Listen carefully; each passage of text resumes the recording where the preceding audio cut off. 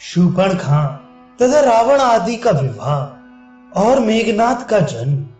अगस्त्य जी कहते हैं, श्री राम अपना अभिषेक हो जाने पर जब राक्षस राज रावण भाइयों सहित लंकापुरी में रहने लगा, तब उसे अपनी बहन राक्षसी शूर्पणखा के ब्याह की चिंता हुई। उस राक्षस ने दानवराज विद्युजीव को, जो कालका का पुत्र था, अपनी बहन शूर्पणखा ब्याह दी। श्री राम बहन का ब्याह करके राक्षस रावण एक दिन स्वयं शिकार खेलने के लिए वन में घूम रहा था। वहां उसने दिति के पुत्र मय को देखा। उसके साथ एक सुंदरी कन्या भी थी। उसे देखकर निशाचर दशग्रीव ने पूछा, आप कौन हैं जो मनुष्यों और पशुओं से रहित इस सूने वन में अकेले घूम रहे हैं? इस सुनैनी कन्या के साथ आप यहाँ किस उद्देश्य से निवास करते हैं?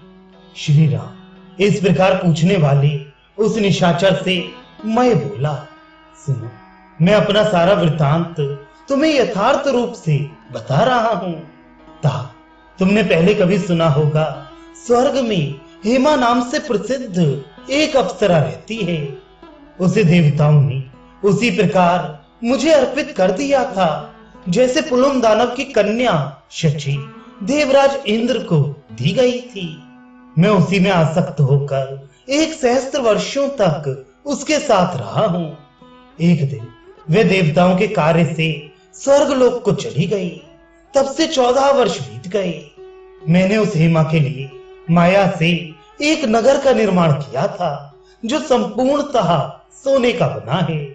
हीरे और नीलम के संयोग से वह विचित्र शोभा धारण करता है। उसी में मैं अब तक उसके वियोग से अत्यंत दुखी एवं दीन होकर रहता था। उसी नगर से इस कन्या को साथ लेकर मैं वन में आया हूं। राजन, ये मेरी पुत्री है, जो हेमा के गर्भ में ही पली है और उससे उत्पन्न होकर मेरे द्वारा पालित हो बड़ी हुई है।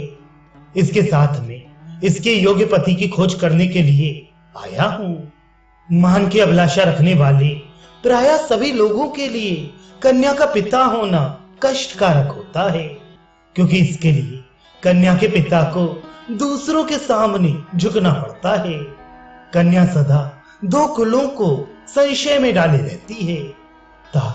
मेरी इस भार्या हेमा के गर्भ से 2 पुत्र भी हुए, जिनमें प्रथम पुत्र का नाम मायावी और दूसरे का दुंदुभी है। तुमने पूछा था, इसलिए मैंने इस तरह अपनी सारी बातें तुम्हें यथार्थ रूप से बता दी। अब मैं ये जानना चाहता हूं कि तुम कौन हो। ये मुझे किस तरह ज्ञात हो सकेगा? मयासुर के इस प्रकार कहने पर राक्षस रावण विनीत भाव से यूं बोला, मैं पुलस्त्य के पुत्र विश्रवा का बेटा हूं। मेरा नाम दशग्रीव है। मैं जिन विश्रवा मुनि से उत्पन्न हुआ हूं, वे ब्रह्मा जी से 3री पीढ़ी में पैदा हुए हैं।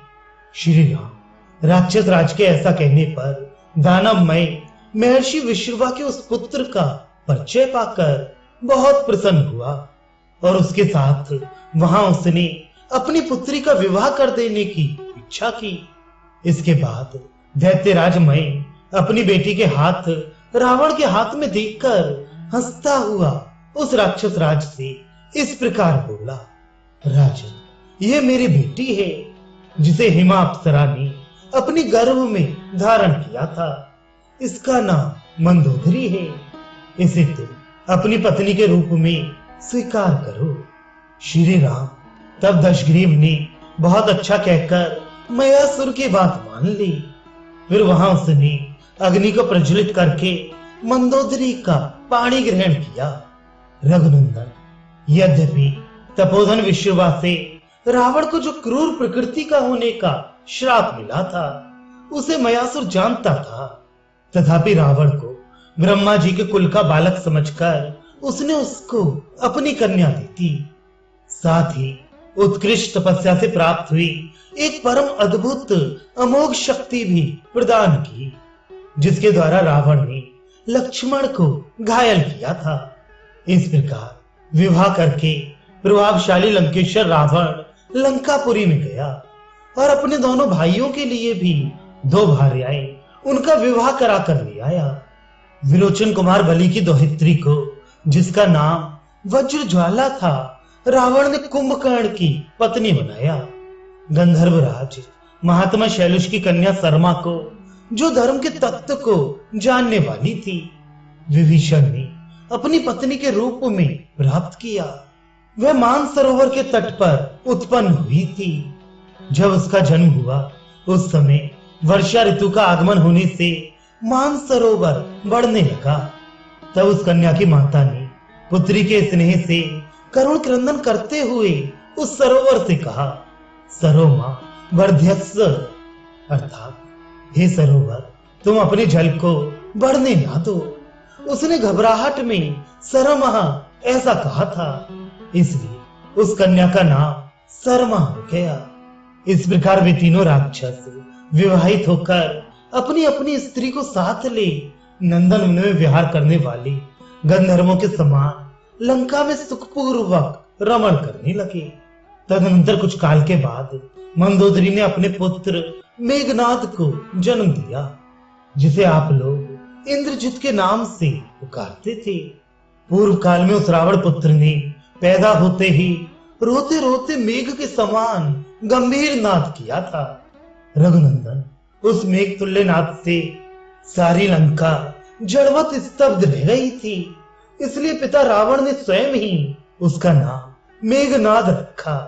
श्री राम उस समय वे रावण कुमार रावण के सुंदर अंतापुर में माता पिता को महान हर्ष प्रदान करता हुआ श्रेष्ठ नारियों से सुरक्षित हो काश से आच्छादित हुई अग्नि के समान बढ़ने लगा।